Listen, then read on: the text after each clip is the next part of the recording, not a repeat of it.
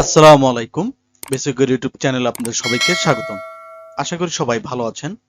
Microsoft Excel এর আজকের ক্লাসে আমরা দেখব ইফ যে ফর্মুলাটা আছে, ইফ ফর্মুলা আমরা কিভাবে ইউজ করতে পারি।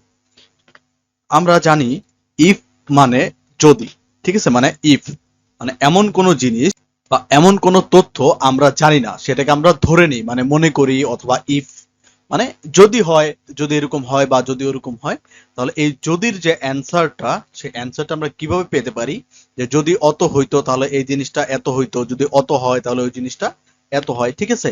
এই যে ইফ মানে এই যে যদি, আমরা যে ফর্মুলাটা ইউজ করব, এই ফর্মুলাটা আমরা কিভাবে ইউজ করতে পারি সেটা আজকে আমরা দেখব। তাহলে চলুন শুরু করা যাক আজকে আমাদের এই ক্লাস। প্রথমে আমাদের কাছে একটা আছে যে মেল অথবা ফিমেল, এবং এখানে দেওয়া আছে জেন্ডার, ঠিক আছে। তো আমরা এখানে এম এম ইকুয়াল আমরা কি রেখেছি, মেল রেখেছি, এবং ফিমেল ইকুয়াল আমরা ওয়াই রেখেছি, ঠিক আছে। যে মেলকে আমরা কি এম দ্বারা প্রকাশ করি এবং ফিমেলকে আমরা ওয়াই দ্বারা প্রকাশ করি।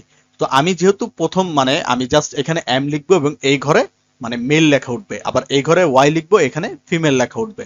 তো এই যে মেল ফিমেল পুরো যে লেখাটা উঠবে, এটা আমরা ইফ ফর্মুলা দ্বারা কিভাবে করতে পারি সেটা আজকে আমরা দেখব। তাহলে প্রথমে আমরা কি করব, এই জেন্ডারের ঘরে চলে যাব, দেন আমরা এখান থেকে প্রেস করব বা কল করব ইকুয়ালকে, যেহেতু ইকুয়াল দেওয়া কি মাস্ট বি। আমরা এখান থেকে ইকুয়াল নিলাম, ইকুয়াল দেওয়ার পরে আমরা লিখবো I F, if I F if if count করার পরে আমরা এখান থেকে ফার্স্ট ব্র্যাকেটটা দিব। দেওয়ার পর এখানে বলছে কি যে লজিক্যাল টেস্ট, যে আমার ইফ মানে কি, যদি আমার এই সেল, ঠিক আছে, আমার এই সেল মানে E3, আমার এই সেল সমান কি হয়, এম হয়। আমি যদি এখান থেকে ডাবল কোটেশনে লিখি এম হয়, সরি এম হয়, ডাবল কোটেশনে এম কে আমরা বদ্ধ করে দিব, এম হয়, তাহলে তাহলে জন্য আমরা এখান থেকে প্রেস করব কমা, ঠিক আছে। যে যদি আমার এই সেল সমান কি হয়, এম হয়, তাহলে আমার এই সেলে কি বসবে, মেল বসবে। আমরা এই ডাবল কোটেশনে আবার লিখে দেব কি মেল, দেন আবার ডাবল কোটেশন দিয়ে ক্লোজ করে দিব। যে আমার যদি এই সেল পরিমাণ কি হয়, এম লেখা হয়, তাহলে আমার কি হবে, মেল হবে। অথবা যদি আবার কল করব কি, যে যদি মানে ইফ যদি আবার কি হয়, এই সেল সমান ওয়াই হয়, মানে সমান মানে কি ইকুয়াল, যদি ওই সেল সমান ওয়াই হয়, তাহলে ডাবল কোটেশনে আমরা লিখে দিব ওয়াই। যে ওয়াই হয়, তাহলে তাহলে জন্য আমরা আবার কমা প্রেস করব, তাহলে আবার কি হবে, যে ওই সেল পরিমাণ ওয়াই হলে ফিমেল হবে, তাহলে আমরা এখানে লিখে দিব যে ফিমেল, দেন ডাবল কোটেশন দিয়ে ক্লোজ করে ব্র্যাকেটটাকে ক্লোজ করে দিব।